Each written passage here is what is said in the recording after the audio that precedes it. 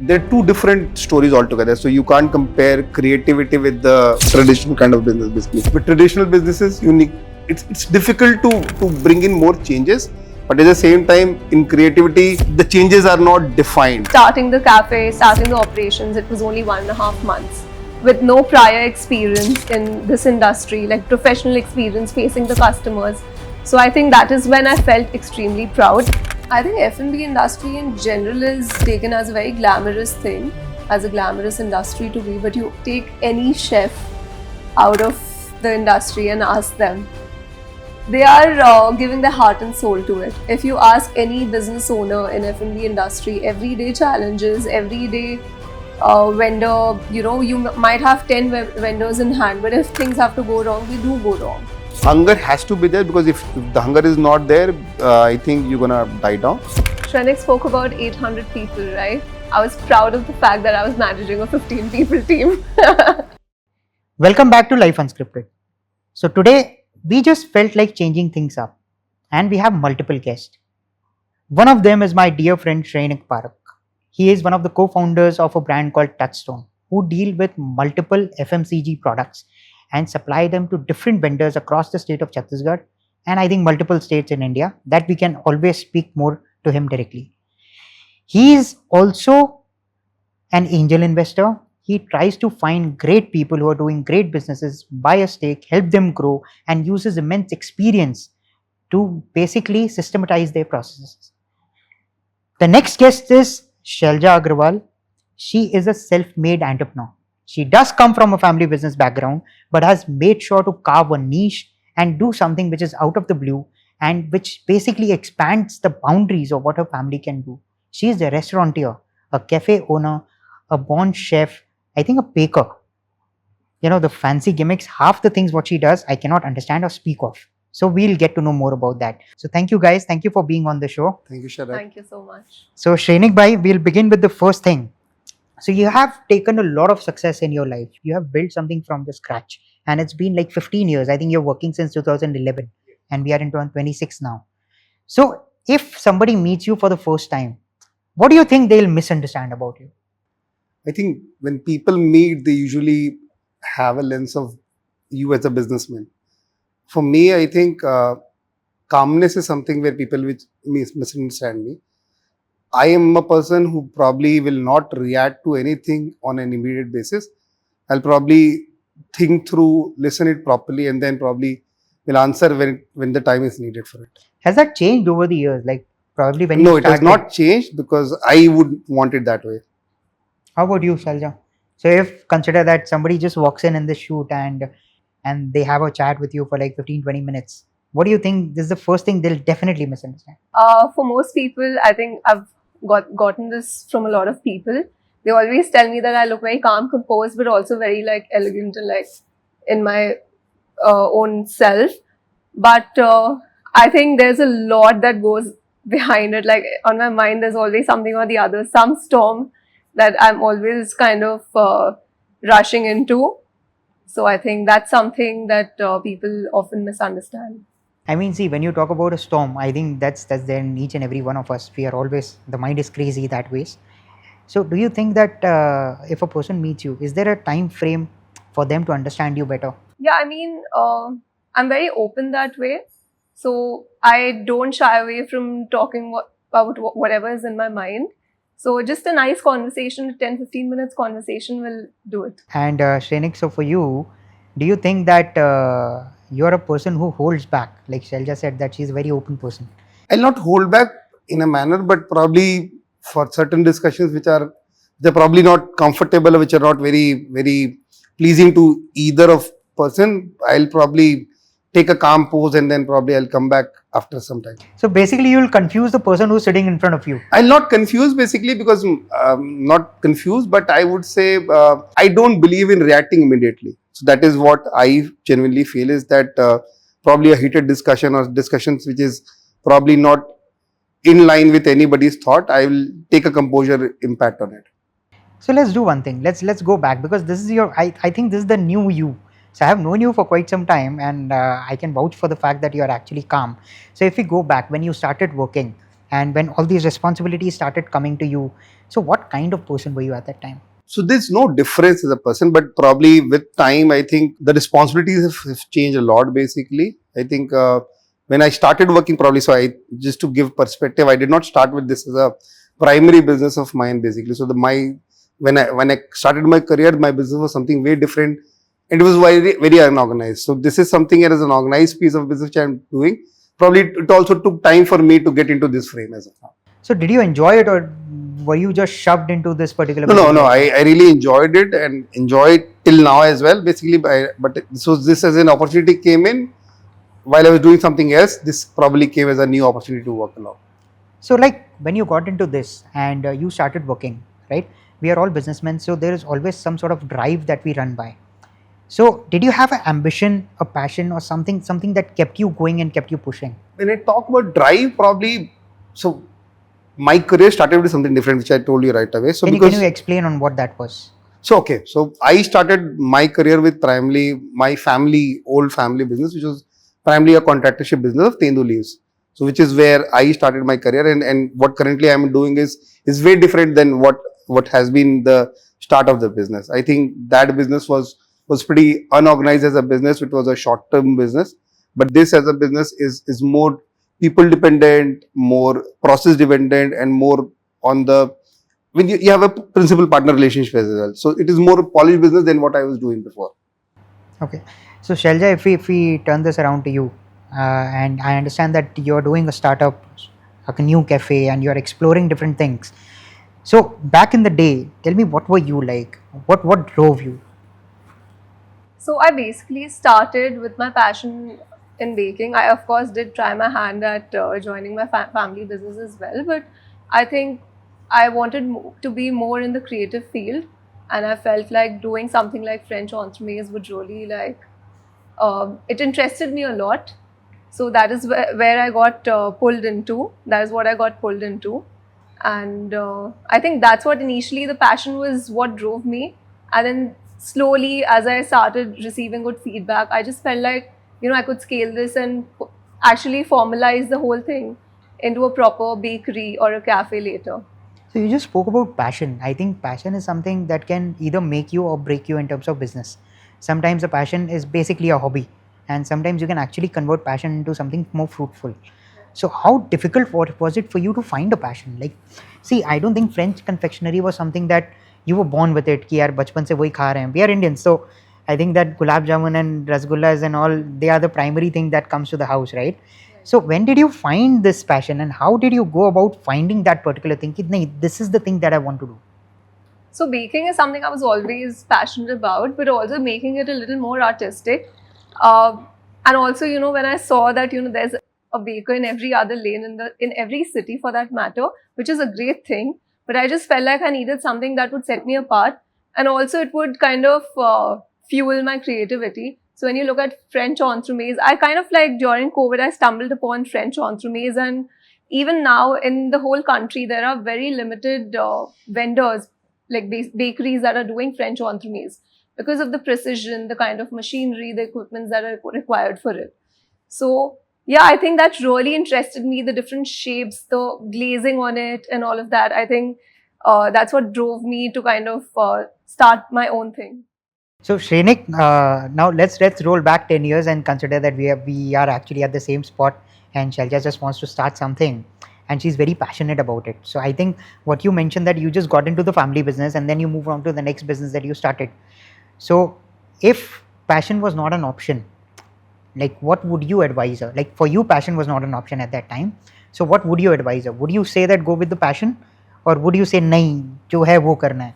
No, I think because she used word as a passion, because I think that is one of the key ingredients for any business. Because unless and until you don't have passion, and for a work like her, which is more creative, I think if you don't have passion, you'll not be able to deliver very correctly on that. So do you think creativity can scale faster than a traditional business? No, I think see, they're two different stories altogether. So you can't compare creativity with the traditional kind of business, basically, because I think with traditional businesses, it's difficult to bring in more changes, but at the same time, in creativity, the changes are not defined.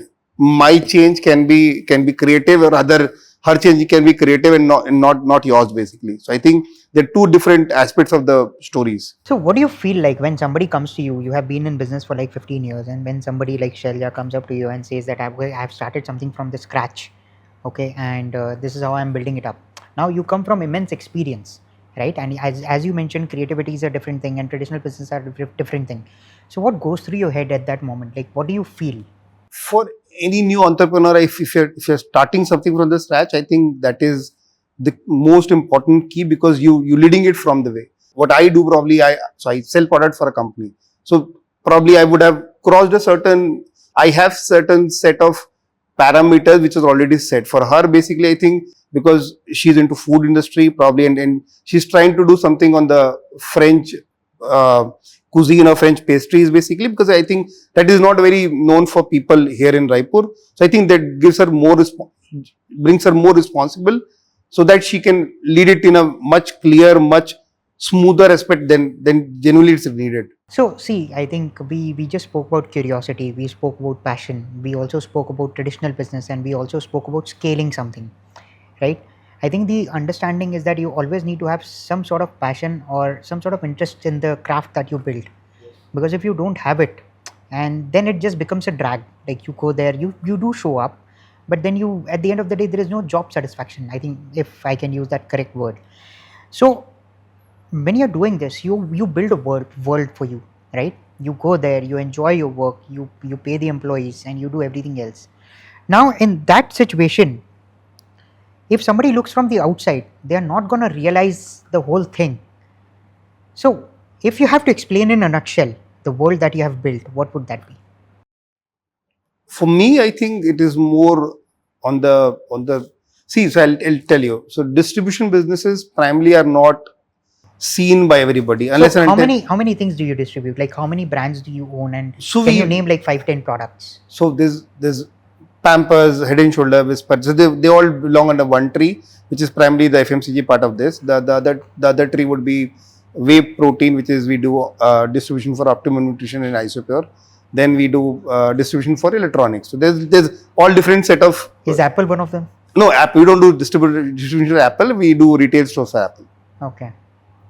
So now you have created so many brands, people buy things, and basically you're one of the channel partners. वो घूम के उनके तक पहुंच जाता है. So there is a complete logistics chain, and it just feels seamless. अब जैसे I think we are in the middle of rainy season and things get chaotic. So it is not so seamless with where it look like practically. See, because see when you do a large scale distribution, when you cater to almost 50,000-60,000 odd customers directly, I think it is not so seamless. So we have almost 200 people on the ground. They have to be there at 9:30 in the morning. They have to close their work by 5 o'clock. The delivery has to be planned in a manner. The collection, the schemes, and everything has to be. The system has to work in a manner. So it looks very seamless, but it's not so seamless. So like Shailja, we just heard him talk about that shit can go wrong when it can go wrong, and I think it does Yes. go wrong.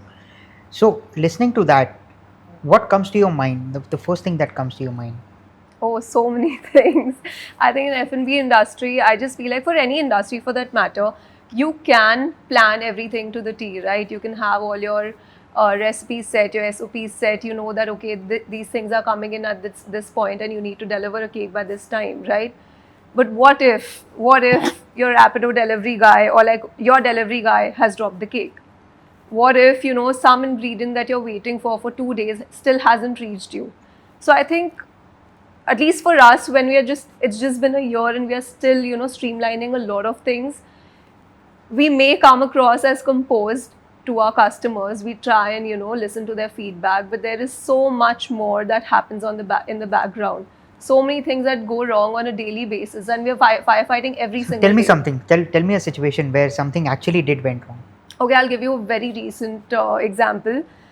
Some client from another city ordered a cake for her sister-in-law, and that was to be delivered, and that was a buttercream cake, and everything was in place. It all happened and we delivered it. But by the time we delivered it, I'd sent her a picture. It was all perfect. By the time we delivered it, the buttercream had turned a little yellow than white.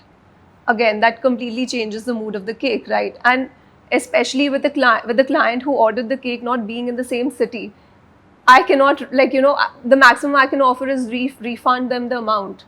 But But they have an occasion, yeah. they had an occasion, right? So you end up spoiling that occasion for them, which was so sad for me, because till now it's been a year, and every single time I get in any complaint, it feels very personal.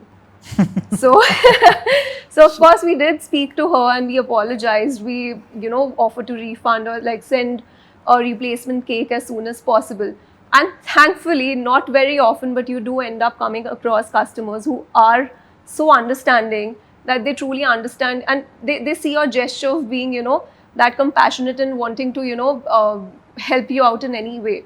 So I think I was lucky enough to find that customer. But of course, you never know what things go wrong, I think Picking to her point, probably because it's more like an experience. And so Yeah. it is important, because probably her customer would have planned something for an occasion, and that was an experience. So you cannot ruin somebody's experience, and probably that is where it becomes important to plug in.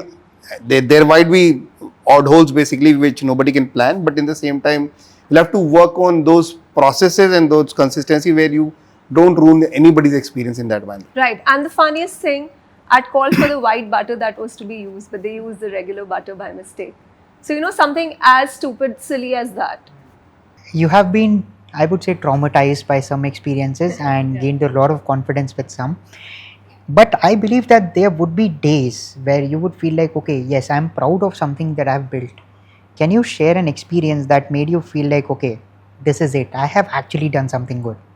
I think, to be very honest, I started as a bakery, and then an opportunity came along where they asked us, where a space was built and they asked us to start a cafe. And from the planning to from saying yes to the thing to actually starting the cafe, starting the operations, it was only 1.5 months, with no prior experience in this industry, like professional experience facing the customers. So I think that is when I felt extremely proud. Of course, I still don't feel like I've made it. I think there's still a long way to go. But yes, that was one time I felt extremely proud of myself. So thank you so much for sharing that, because it just brings me, it just gives me a thought that sometimes it's not about major victories, that we got a big order, or we basically a client came and said something nice about it. Sometimes it's just about cherishing ourselves, that okay, we have done well.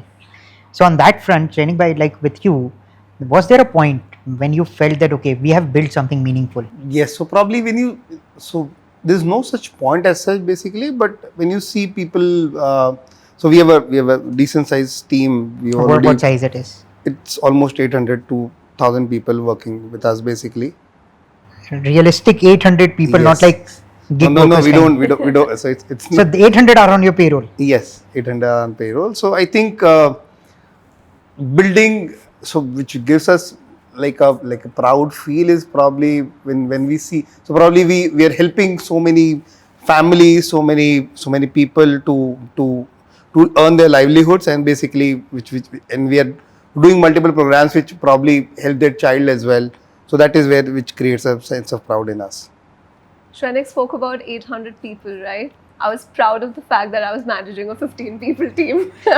I think so 800 people is humongous first of Yeah, all, of but course. I think managing even one person, I think that's a learning in itself. So I'll tell you, like when you manage somebody, it's a human being, right? So their thoughts are going to change on a daily basis. So this is what I have learned in my business, that no 2 days of management is the same. So I'll pick it from your point. It is not about it is about management, but it's also about building trust among people. So I think it is one of the most important key pillar, because when you work along with such a large scale team, or with even if you work with 10-15 odd people, the people should feel that whatever you say is going to get delivered.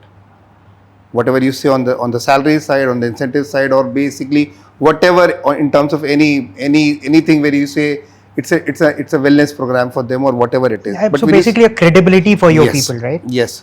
And how important do you think is to be credible to your people? Like, have you ever faced a problem that even though you are credible, it created a ruckus in the company that ye hua hoga ki nahi hoga and stuff like that?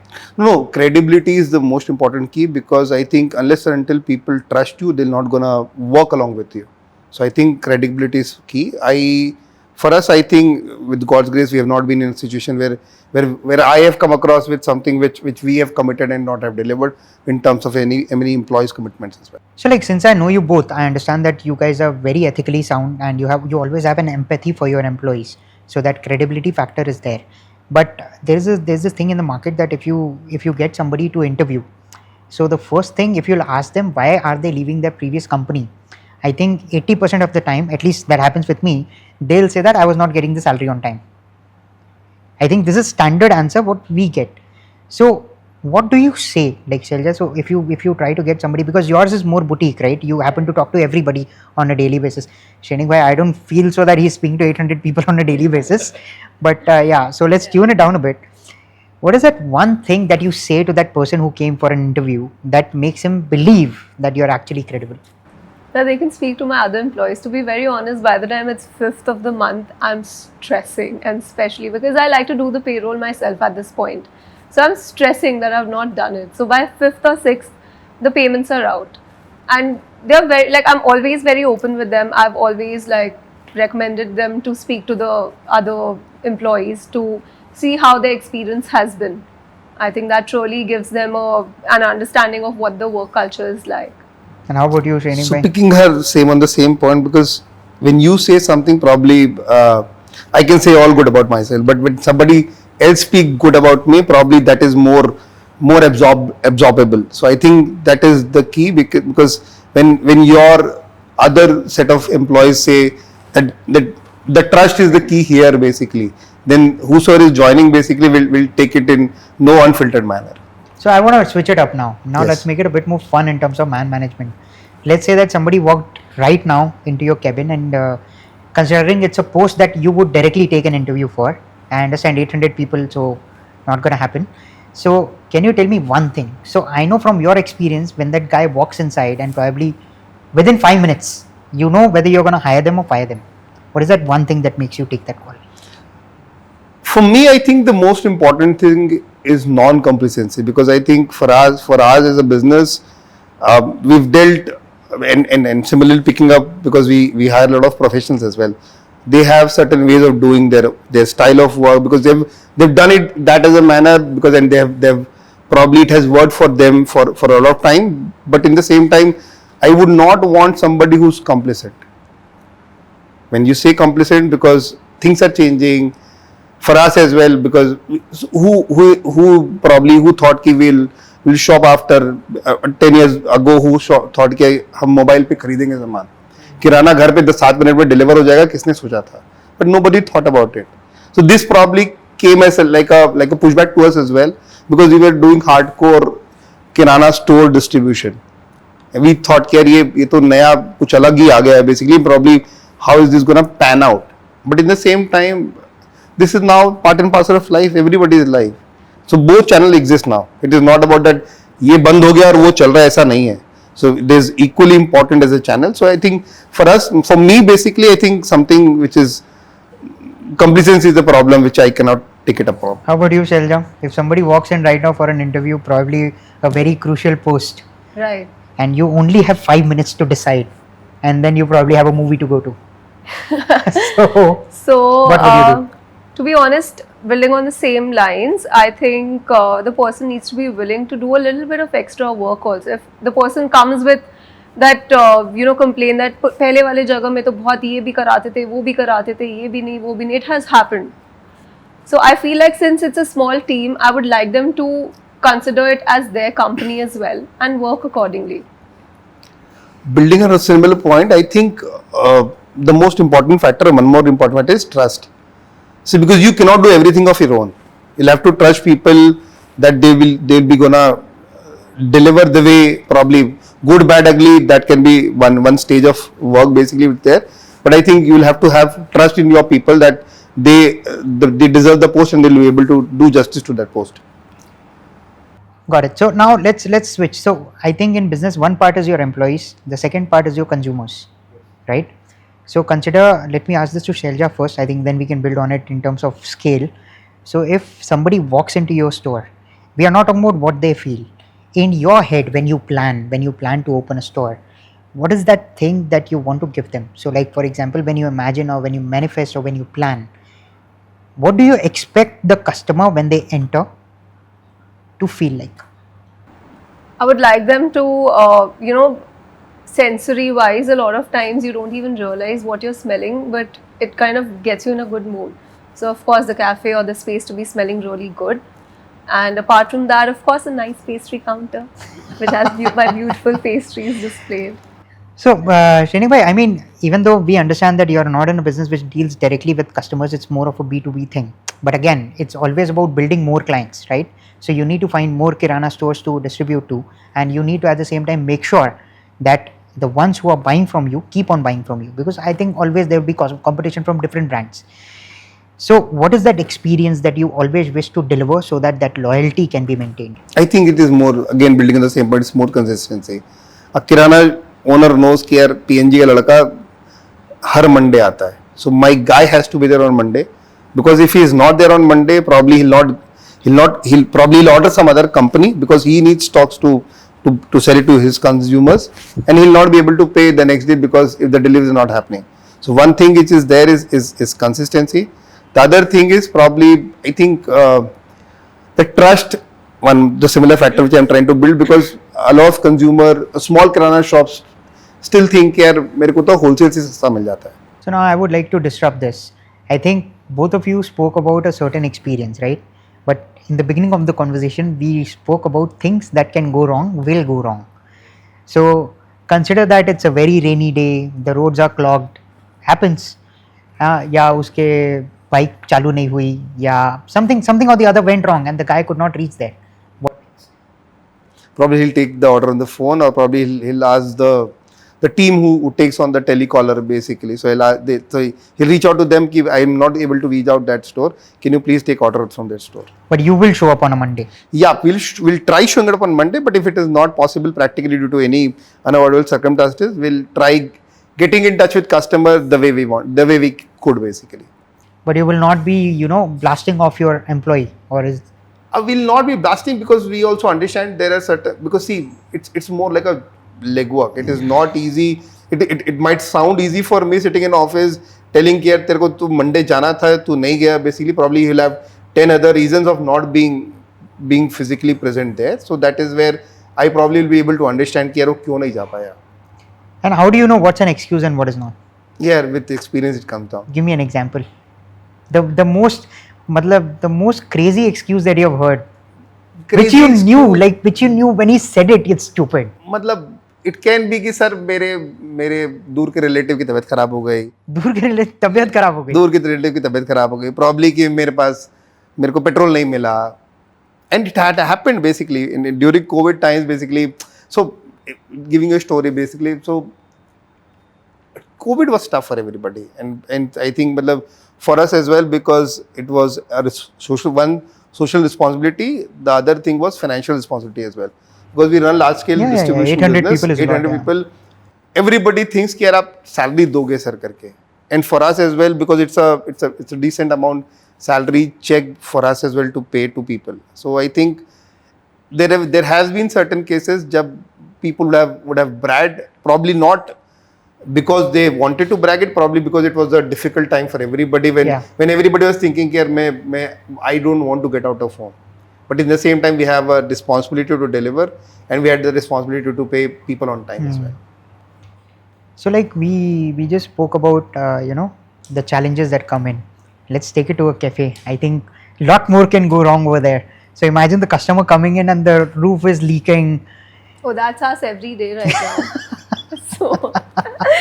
So now what happens to the experience? How can you pivot and turn it around and still make it magical for the person who turns up? I think it is a very realistic situation also, to be very honest. I think in F&B industry, it's mostly about hospitality, right? So the best in that situation, of course, you can't be going on the roof and fixing it at the moment. You've got to push the tables a little towards the space that is a little away from the leakage. But of course, like it always helps if the employees, like if the manager, if the captain, they are very courteous and they are like, okay, we apologize for this, but we would love to have you, and we'll help you sit somewhere where you're more comfortable, and then take it ahead from there. If we go deeper, so when you build an experience, when you listen to people, and when you grow as a person, so there will always be experiences that quietly move you, or probably change you as a person, or probably make you grow as a person. Can you talk about a certain moment that happened in your life, which basically changed your perspective, your style, or probably the way you think? So, of course, we always understood how important it is to be a little invested in what we do, because anything that we do reaches like people's special moments, right? But I understood that all the more closely when so initially when I was doing it as a cloud bakery, I wouldn't get to see the customers' reactions, right? So now with the cafe being here and seeing their live reaction to like cutting the cake, being happy with it, or like tasting the food and loving it, I think that really makes you understand the gravity of it. So I think that kind of changed for me, like helped me understand better as to how to, kind of take the feedback and maybe tweak things to make certain situations more personal and special for people. Can you talk about a real scenario? So, for example, you talked about cake cutting or something. And was something that really happened at the cafe in front of your eyes, which basically moved you and evolved you as a person. So I'll give an example. We did a store opening, right? We did a grazing table, and I was there for half the day just to oversee things. I think when we do some outdoor catering or something like that, I like to be present there. So when I saw the actual reaction and people actually, those who knew me, they actually came to me and told me that, okay, this is amazing. And I saw the bowls getting over, and I saw that, okay, we had to refill it very quickly. I think that kind of really like warranted for the kind of work I do. And does that make you change your way on how you perceive people? I mean, yes, with every experience, you learn what works and what doesn't work, right? And it's very important to take feedback also positively, and even the critical ones. So I think that kind of helps us tweak things accordingly. And do you realize the importance of that moment then and there, or it turns on you at a later time? I think then and there, it's quite like nice to see your work getting appreciated firsthand. Of course, after you go back home and you lie down and you're like, oh my God, it was great. So that's another thing. But yeah. So, Shrenik, like building on what Shailja just said, that she had a moment. Okay, the boards are getting empty and you feel really nice. So, I think what I can take from that is you learn a bit of empathy. You feel really nice and you cherish yourself. Basically, yes, you have done something, right? That aha moment that we all talk about. So, in your whole journey, did you ever feel that aha moment? कि यार आज ये जोरदार हुआ, something good must have happened, right? I think a lot of aha moments when you see people going along with you, basically probably scaling up in their professional careers, basically, because so as industry is basically you join as a junior salesman, and probably you take a step ahead and you become a manager, and then you become a senior manager, and then become a sales manager as well. So probably that journey where people take steps forward and forward and forward, I think that's more like an aha moment for everybody. And who are the responsibilities of, like, when you wake up, okay, and then you go to your office, you know that there are 800 people, 850 people, hopefully 1,000 people in times to come. They are relying on the company to do that, right? Because until as you go well, there is going to be difficulty going to sustain everything. So, what goes through your head when you wake up every day? I think it is not about only me. It's more like a team effort, basically, because if even if I think of delivering something, probably I'll not be able to culminate this as an entire process unless and until the team is working behind the vision completely or not. So you don't wake up stressed out? It's not about stressed out, because it's now become, I've been doing it for a while now, so it does not makes me a little stressed every day. And how about you? So when you wake up, it's 15 people. We just got to know that if the roof is supposed to blow, it's gonna blow. So what goes through your head? Do you plan for the day, or do you feel like, okay, आज क्या गलत होने वाला है, let me think about that? No, we do of course plan for the day, but also I do wake up stressed quite a few days on quite a few days. But I'm also excited if there, especially if there are like some custom cake orders or something. I'm excited to see what goes through and how it goes down, and I want to be personally present for it to be done. So yeah, I try to do as much of that. But we do like we are. It's not like we expect something bad to happen. It's almost when you don't expect is when things go down. But yeah, I wake up stressed a lot of the days in the morning. So now you're building something which is very different, right? You're at a builder stage. I think Shrenik is more at a stable stage, and you're basically compounding if I. Yes. So what goes through your head? Do you feel a lot of pressure? Do you feel any kind of insecurity? Do you feel like you have to prove something to your family or your peers? What is that one thing that keeps you on your toes? I think in this stage, everyone does feel insecure at some point because you're always comparing yourself to, say, a brand that has been there for the last 10 years. Because you just look at them because they're your current competition, but you haven't seen their struggling days. You haven't seen their initial days or, the 10 years of experience behind that. So almost every day, I question myself whether, I'm doing enough, whether, I'm doing the right things or if I'm on the right track. I think it takes a lot of taking a step back, understanding that, okay, I'm at a very initial stage, and the fact that I'm thinking so much is also a positive thing. I think as processes get in place, you do start feeling comfortable, but also, it takes a lot of looking back. For example, 1 year ago, I wouldn't have thought that I would have a proper running cafe. I would have just stuck with the cloud bakery, but so much has happened. Things have gone down. But even then, now, when my husband has to tell me that, listen, did you think that you would have been at this stage at this point? You did not. So even from the things that didn't work out for you, you just look back and think about all the things you learned from those bad things. So yeah.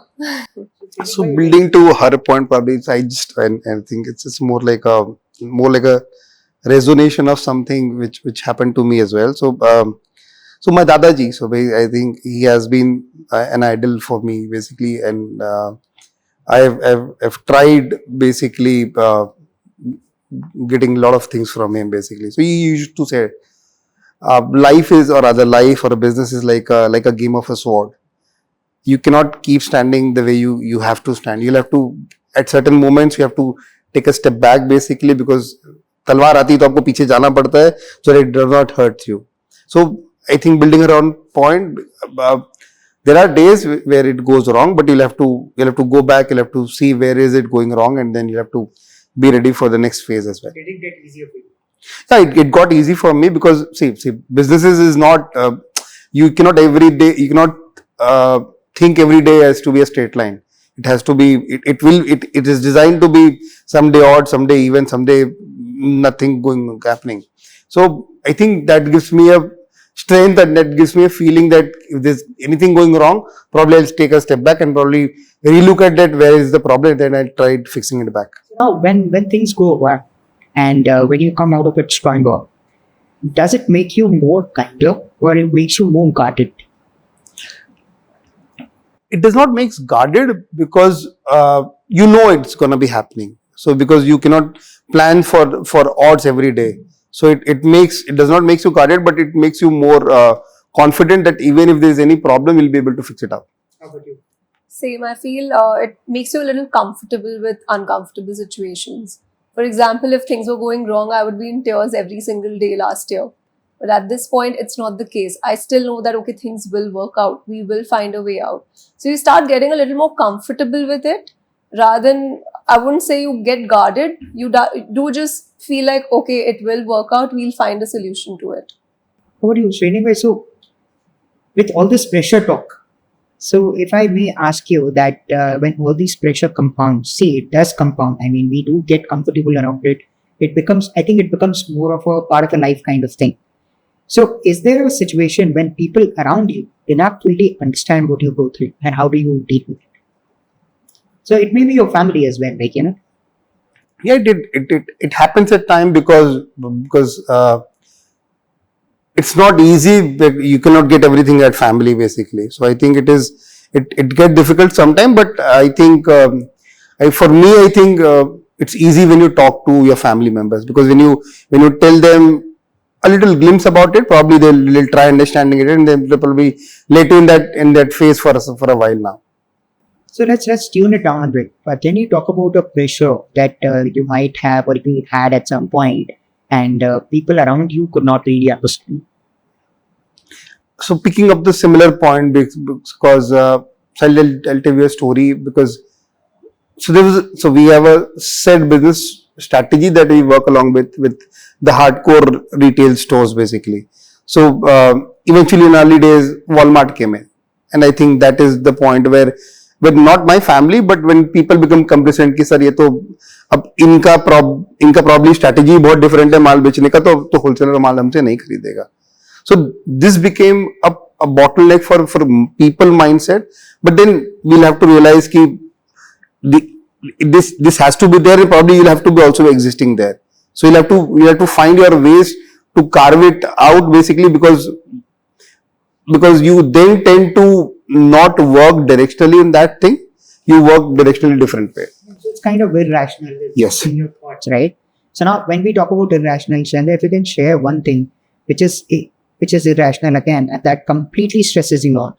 I won't call it irrational because I still like fear every time my cakes go out. Like the travel is like I hold my breath. The days it is, a big cake, I offer to deliver it myself. Most vendors would be like, "Aap le jao, aapki responsibility hai." But I really, really want my cakes to reach their occasions in the prim of shape, right? So yeah, every single day my pastries, cakes go out, and I'm just like praying to God that it reaches them properly. So now if we switch sides, and if I ask you that, what do you think is the hardest part of Shrenik's life? What would that, after listening to him? I think just like 800 people being so reliable on him, like dependent on him. I think to build, of course, they have their SOPs, they have their systems in place, but of course, things can go wrong, as we've spoken about it. So for being responsible for like 800 people and managing them, I think it's quite a task. Probably in such a manner. Huh? Is there Probably. something that she's missing, which might completely surprise you? No, it is she. I think she's on the way. Something she can never guess. No, nothing as such. So now, what has been, I think, this is all part of a joke, right?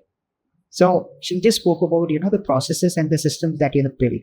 So if I may, how long does it take to build that? Because, there's so much content on the internet on how to build a process. You can take some sort of coaching for it and stuff like that. But I have always felt it, at least in my business, that things on the ground are not what you get in theory. I mean, you can always try, but whether it'll succeed or not is something that time will take. So if you can elaborate that, since you're managing such a huge number of people, there has to be a way, there has to be a set process and a system. How long did it take for you? I think it's a evolving thing, because it is not something where you can probably you'll frame a process. Probably you'll put that process into work, and then probably you'll have to find where the gaps is, and probably there can something be which you have never thought about.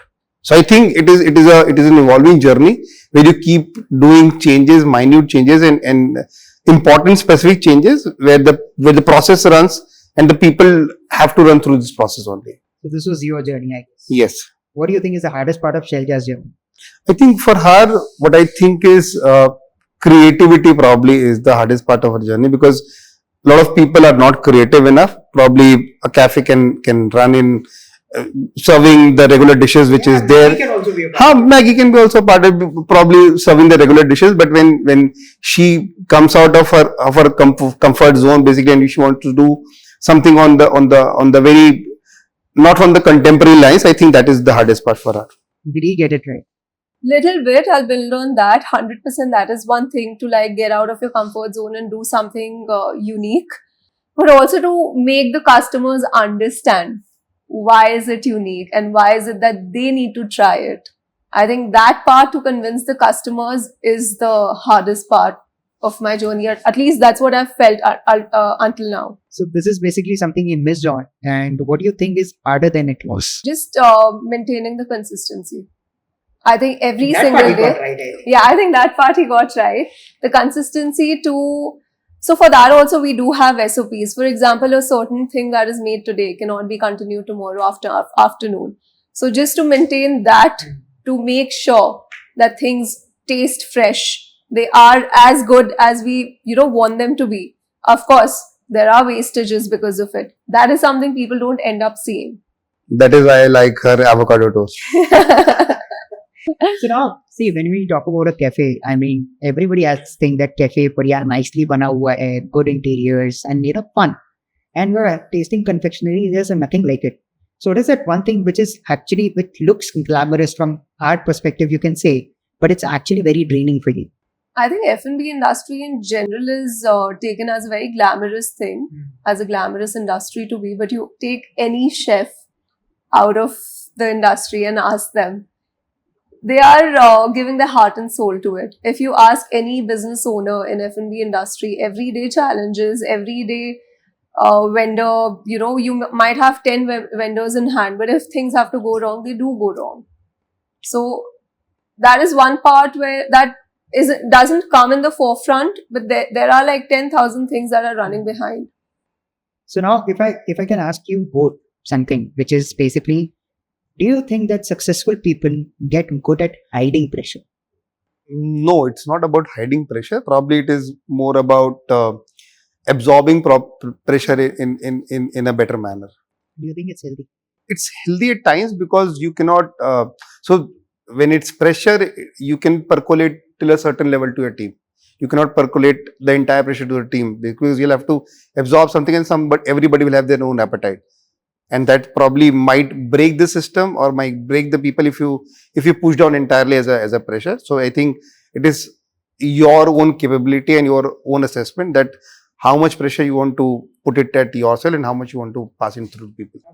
I think we need to communicate that kind of pressure with our employees as well. But most of it, I think, for employees, they're like the employers are kind of the leadership, right? So, and leadership needs to be strong. So we do absorb the pressure. We start understanding how to handle it better.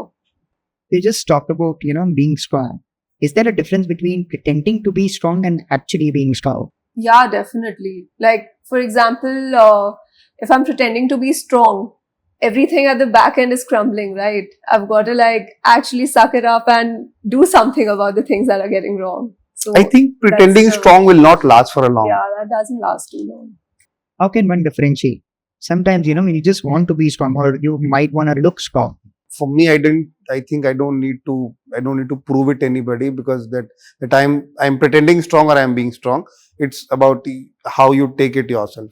So now, see, we have spoken about pressure, we have spoken about creativity, and we have spoken about a lot of things. Now, let's talk about that support system, the relationships that we have built in our life. So I think for a success story, you need to have some shoulders to cry on, not literally, but figuratively. So can you tell us something about your support system? How do you get the energy to keep going every day? So I think support system, so strong pillar is my brother basically because he started and probably then I joined in and probably now we are co-founders. So it's more like a clarity of thought, and in the same time it's more like boundaries you never would want to cross.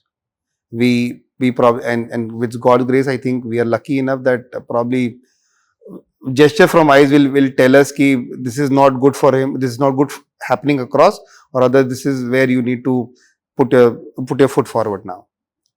And Shailja, so what does that make you feel? So for example, you are doing something which is standalone than what your family does, and with God's grace, everybody is happy about it. Right. So do you find it comforting or does it complicate things for you?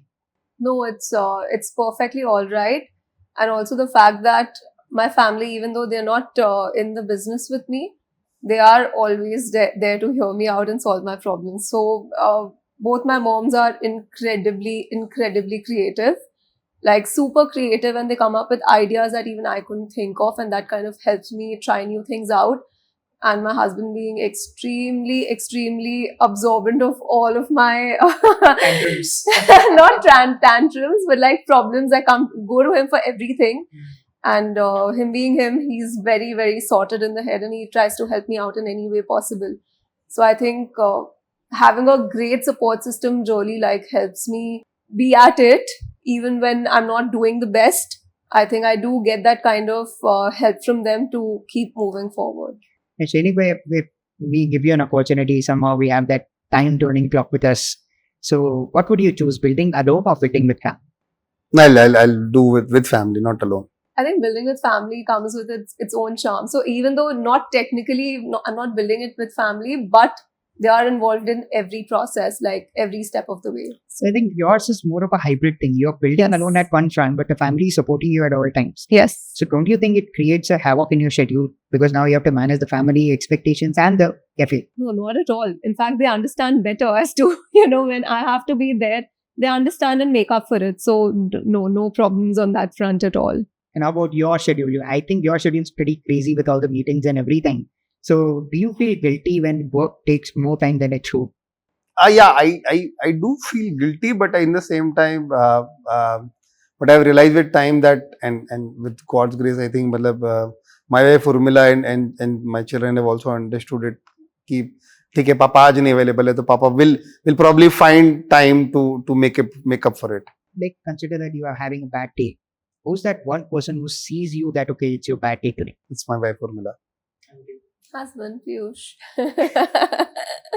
That's very simple answer. No, it's not simple. It's probably the truest answer because they'll be able to figure it out by the way you enter home, or you have your dinner, and the way you go to your room and talk to your family. I think for me, my first call is to him, and even if I don't communicate it with him, he sees my face and he knows things are not right. So now when your family understands, okay, he has a bad day or she had a bad day, stuff like that. So you tend to get used to it, right? So that it becomes normal that, okay, they are understanding. But that gives you another guilt. Here, they are so understanding, but I'm still not getting the time. So do you think it becomes part of the journey or it just compounds? I think it probably would compound, but if you're able to find some small happinesses or some small places to go around, or probably try finding out enjoyments from those busy days, I think probably it does not tend to compound. So now I would just like to twist the question a bit.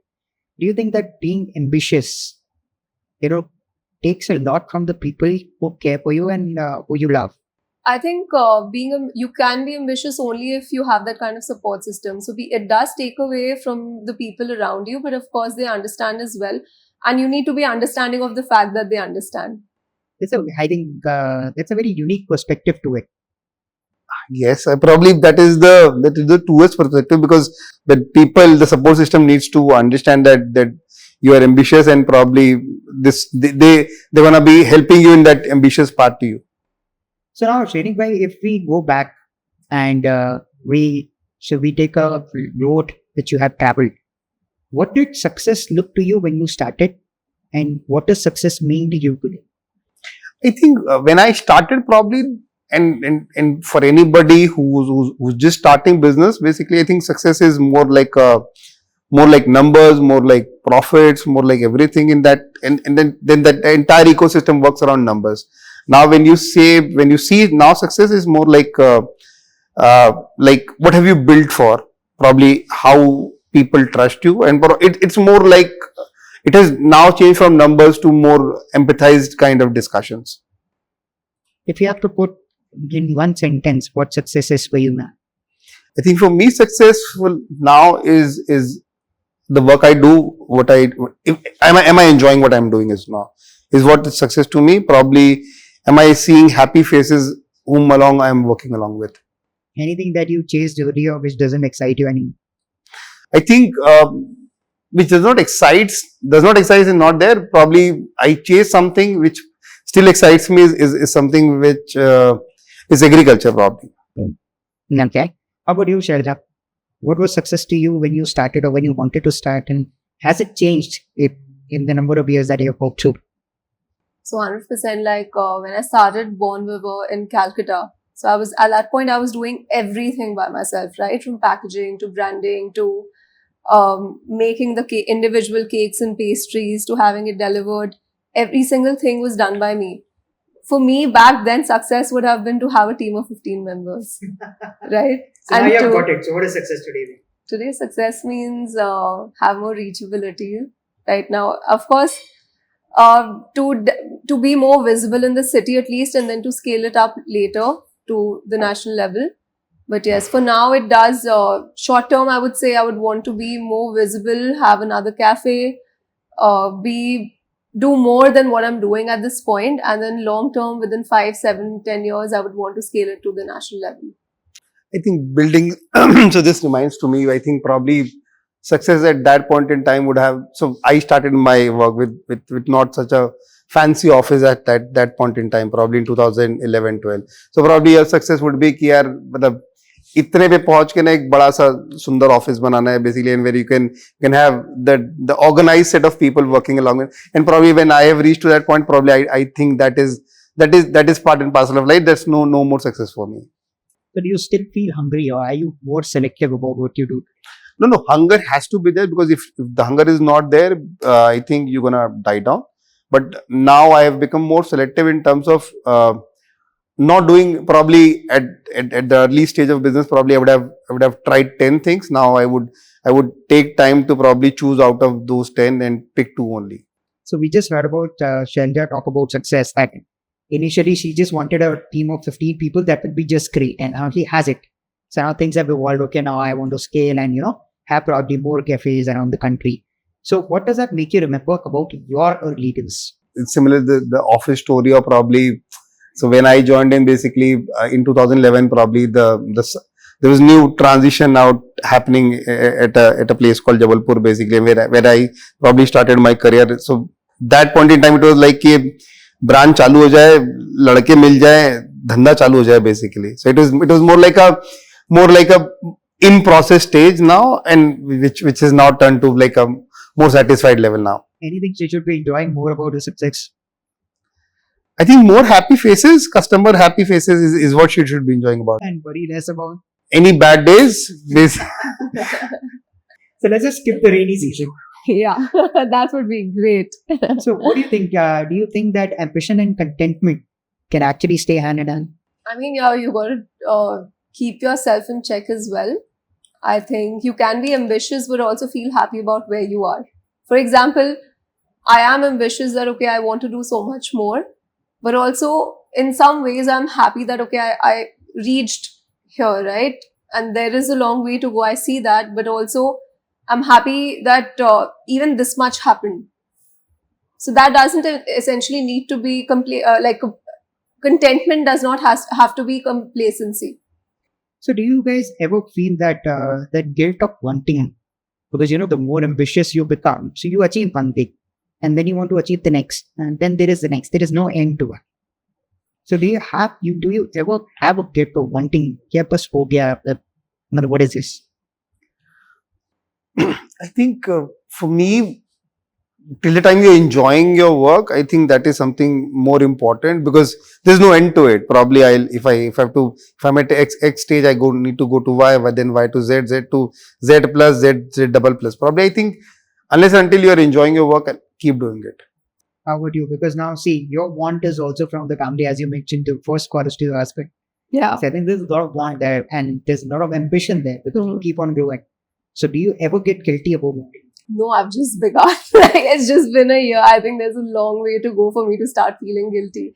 And I think only when we are guilt-free is when we can actually grow. Have you ever seen that in your family? Seen what? Seen that want to become guilt in your family, because they are also growing in their own aspect. No, absolutely. Like, I don't, I think they only want me to do better, because they see my success as their success. So at least I don't feel any sort of like that want for guilt or anything on their behalf. So I think we just spoke about success and pressure and all those things. But one thing I think what we have missed right now is life. What do you think is a good life? I'm not talking about a successful life. in your own words, with the journey you have had, like, what do you think is a good life? I think good life is somewhere where you have most of the checkbox ticked correctly, or rather checkbox a more satisfied life basically is what probably in my definition is a good life. Is peace underrated? Because people also want mental peace. What you mentioned is you want some sort of peace as well in your life. Is it underrated or it is over? No, it is not underrated because with time you get restless as well. So probably it is not underrated. It is part and parcel of your journey. So we'll have to be picky and choosy enough so that where do you need to stop by and where do you need to have that moment of calm and peaceness in your life. This quest for a good life, is there something that you would not trade for success? Because that is a very thin line, right? Being successful and leading a good life, it's a very thin line between them. Sometimes it gets blurred. So is there something that in your endeavor of a great life, not just good, great life, you would not exchange with success? ये तो मैं छोड़ूंगा ही नहीं, check. Success मिले तब मिले. I think the core family values is something which is the key to probably a peaceful and to a healthy life. So I think I'll not give up that as a piece, and I think building upon the same thing, I'll not be greedy, or I'll not be basically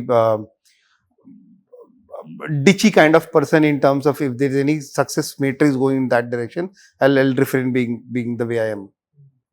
How about you? What is a great life? Not a successful one. You already have your 50s. But what is a great?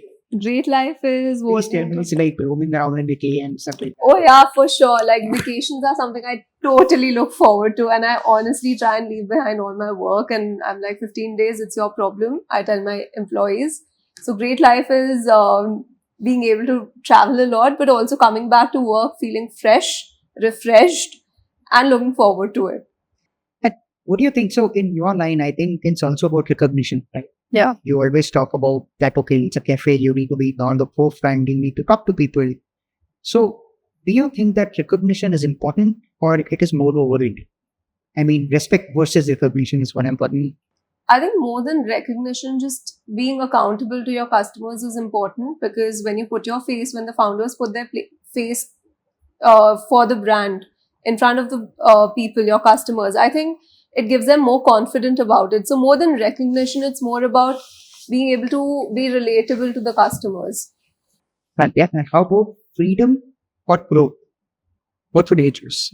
At this point, growth and eventually freedom. Right now, there's no vacation in India. It's fine. Maybe a couple of years I can work hard. For me, I think because probably freedom and growth both are important. I think for me, I'll not be able to pick and choose any one out of these two, because unless you have freedom, you'll not be able to grow, as per me, because you have freedom to try new things, you have freedom to work the way you want, or probably you have the freedom to probably experiment new things. I think freedom to change the way it is usually being done, I think that fused to the growth as well. Tell me a situation in your life when life just went off script. I call this podcast Life Unscripted, and I believe that when you're on a journey, you cannot really script. You have to go on the road which has not been traveled before. It is not always about fitting somebody else's shoe because you have your own size. So tell me a situation in your life when things didn't go according to plan and it was completely opposite. I think it did not happen in as clear as not planned probably, but in the similar avatar, it happened that at certain point in time, probably I wanted to do something different basically. So this is, and because I've been doing distribution business for last 15 years probably, and I thought that probably I need to change my gears and I have to try something new as a venture. So probably that is where it brought me to a different industry altogether. So are you someone who likes control, or are you someone who just lets go, surrenders to the little things? Who likes control? No, I don't like controlled. I don't like to be controlled. How would you, Shailja? When was that situation when life became completely unstable? That's something you didn't plan for. I think there were two moments. First of all, I don't think most people know it, but when I was younger, I used to play tennis and I wanted to consider that as my career option for the longest time. And I did work hard for it. But of course, coming from a business family, not, it gets difficult for parents also to split their time to take me out and all of that for tournaments, etc. So of course, I pivoted and started studying harder. Before that, I was a pretty average student. And then the second time around would be when I got this opportunity to start my cafe. I hadn't, honestly, over here also, I'd started with like 2 employees with me for the bakery. And then within a month and a half, we had to kind of pivot and set up everything from the base kitchen to the cafe kitchen to employing everyone else, to have a manager, everything. So I think it wasn't something off script, but I didn't think it would happen so soon. So did it end up teaching you something, both the situations? They ended up teaching me that I was capable of doing it. For the longest time, I thought I would take forever to do it. So it kind of like gave me that kind of boost and confidence that, okay, it's not as difficult as I thought it to be. And I could have it in me to kind of make it in the industry. So what now? I think that's a very good thought, that once you do something, that gives you that confidence boost which you wouldn't have had in any other situation. So that brings me that, Shrenik, with all your journey and everything that you have learned, 15 years is a lot. 800 people is a lot more, I guess. Is there something that you're still learning at this stage? I think, everybody's still learning. Probably I am also still learning, and probably everybody's still learning. So you have to be, I think the entire piece on the technology front, because I think that's something very important and key, because there has been ways you have been doing business for a while, and with entire world evolving around AI, evolving around technology, evolving around your go-to market strategies and everything. So probably I think that is where something I've been trying to learn upon.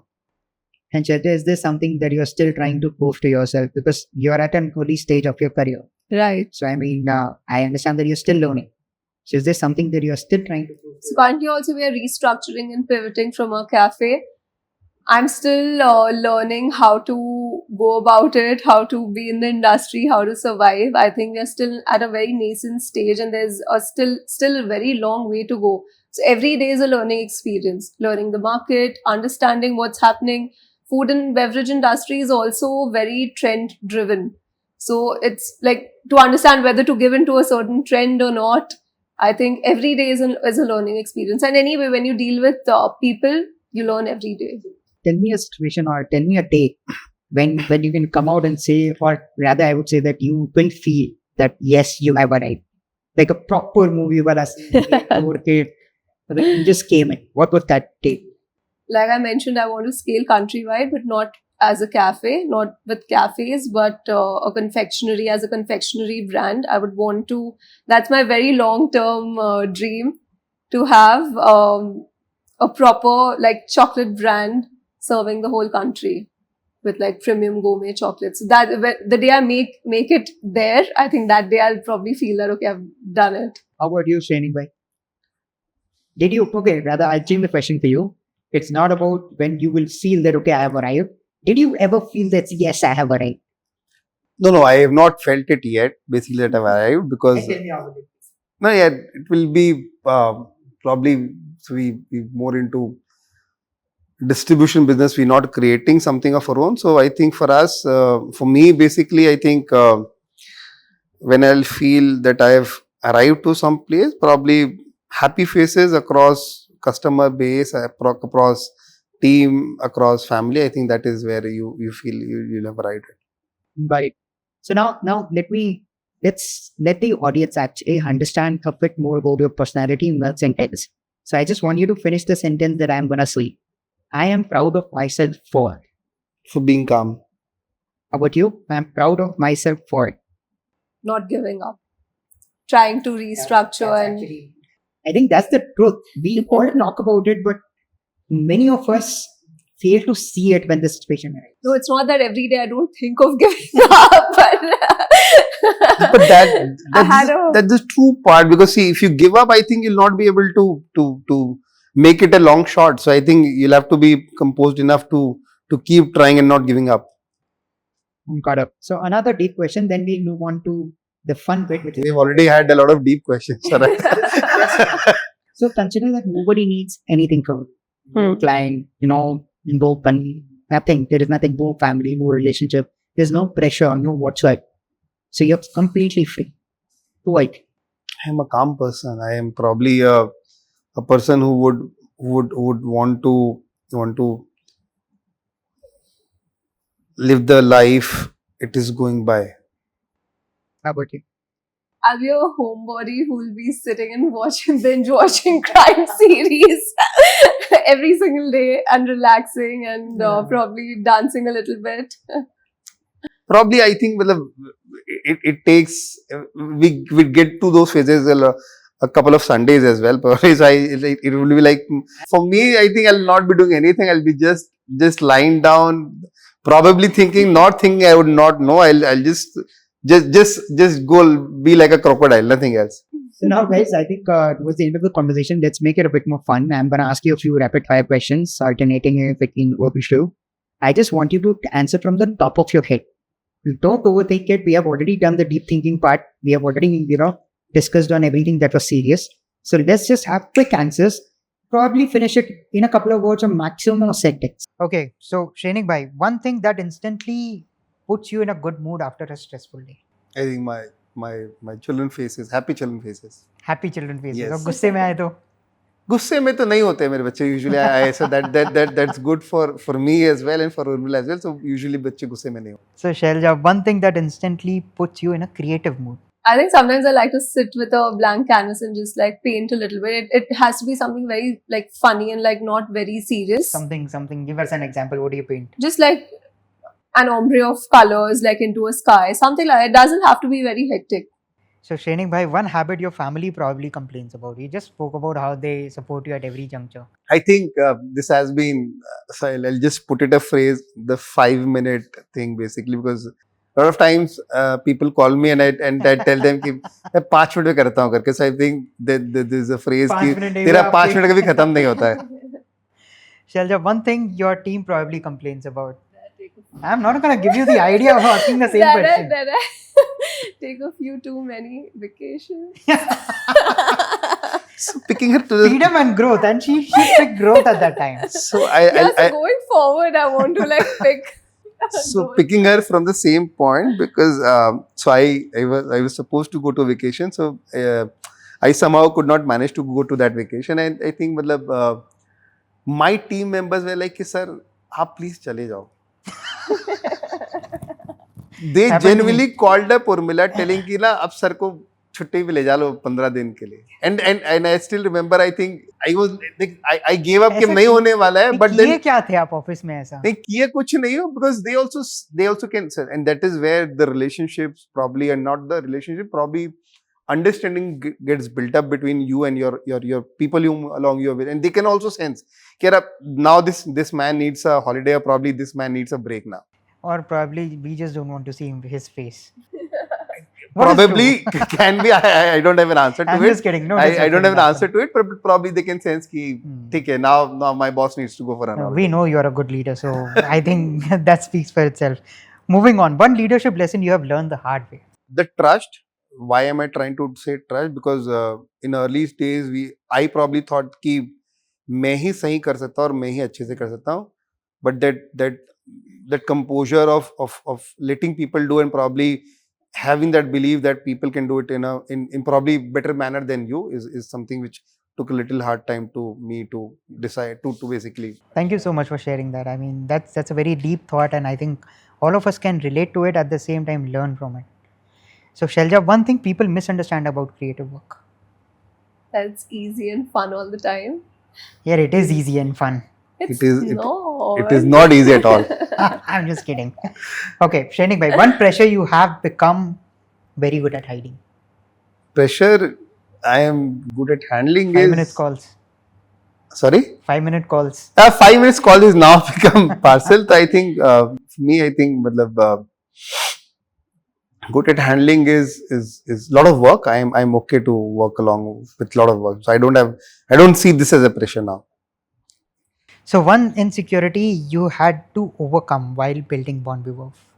I hope I got the name now. Camera. I think it doesn't look like a lot, but putting a face to the brand is important, and it helps customers relate. So I had to get out of my comfort zone and face the camera to make reels, to put like some things out there for them to. I know it can be daunting at times. Yeah. All this light and all. Yeah. So Shrenik bhai, beyond business, what do you want to be remembered for? I think for me, beyond business, I would love to be remembered for my composure. Basically, I think people should remember me for my attitude towards them, and probably my way, my working style probably with them, basically. Got it. Shailja, so beyond Bon Viveur, what do you want people to remember about you? I want to be remembered I want people to remember about me is that I'm a good natured person. I don't like to misbehave. I'm a little bit of a people's pleaser. So just. So I hope Piyush is making some notes. If he's not, I'll tell him, not a problem. Thank you so much, guys. Sometimes, the quickest answers have the deepest meaning. So thank you so much for sharing that. I think we had a long conversation. We spoke about relationships. We spoke about building something new. We spoke about sustaining things. We spoke about how being calm in any situation gives you a sense of accomplishment, energy, and power at the same time. We also spoke about how stressful days can be when you're building something, but at the same time you feel like quitting every day, but you don't. You keep on pushing forward. We have also spoken about the strength that comes from your support system, the people you call to when you're feeling down, the people who can understand you by just looking at the way you behave when you're down. The best bit was when you can have a relationship with your employees, that they know that you need a vacation. That speaks a lot. And trust me, they are not asking for a vacation, they are actually telling you to go. And knowing you, I know it's true, you work that hard and you have that empathy, so they can respond in kind. So thank you so much, guys, for sharing all of this. I think it's a deep conversation, and I personally learned a lot from it, and I believe the viewers are going to learn a lot from it, and your spouses can definitely pick up something which you can have a good chat later on. Thank you, Sharif, for calling it. Probably, I think for us, this had been the first such kind of discussion, and I think it was more like a more like a unfiltered discussion. And I think thank you again for us calling Thank you for so us. much. Thank you so much for having us. Like I mentioned yesterday also, I think what I take away from this setup, this experience is confidence. I think I feel more confident facing the camera. Maybe I'll do a better job at the next reel. So thank you, guys, and to all the listeners of this podcast. If you find a product of Procter Gamble, you know that in Chhattisgarh especially, you know that that's been done by this man. And if you want some whey protein, I'll try to find his social media. And the fun fact is, you're not on social media, right? I'm not at And that's something new in today's day and age. So I will try to make sure that we get something from him. So if you have any questions, you can let us know. And if you happen to be in Raipur, I do recommend you try out Bon Viveur. I think they make some really good stuff, pretty great, and you'll get to meet her in person over there and understand that what we are talking about today is actually what you see. And I'm so grateful for these people, because I think I was behind them for about 6 months to probably align the calendars. That's how chaotic things become. So thank you for tuning in. Stay tuned for more.